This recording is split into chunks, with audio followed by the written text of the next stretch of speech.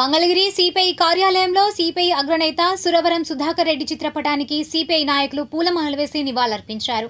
ఈ కార్యక్రమంలో సిపిఐ నియోజకవర్గ పట్టణ కార్యదర్శి చిన్ని తిరుపతయ్య, నాయకులు కంచర్ల కాసయ్య, ఉయ్యాల సత్యనారాయణ తదితరులు పాల్గొన్నారు. అనంతరం వారు మాట్లాడారు. కమ్యూనిస్ట్ పార్టీ ముద్దుబిడ్డ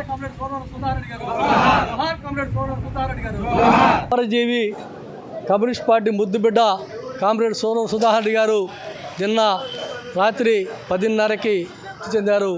ఆయనకి కమ్యూనిస్ట్ పార్టీ మంగళగిరి నియోజకవర్గ తరఫున ఘనమైన నివాళులు అర్పిస్తూ కామ్రేడ్ సోదరు సుధాకర్ రెడ్డి గారు 19/3/1942న జన్మించి ఈరోజు నిన్న 22/8/1925న చెందారు.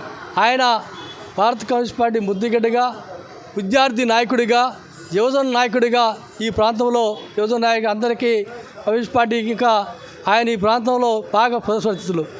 మన నోతక్కిలో శిక్షణా తరగతులు జరిగితే ఆయన యువజన నాయకుడిగా ఉన్నప్పుడు ఈ ప్రాంతంలో శిక్షణా తరగతులు తీసినటువంటి నాయకుల్లో సుధాకర్ గారు ఒకళ్ళు. రెడ్డి గారు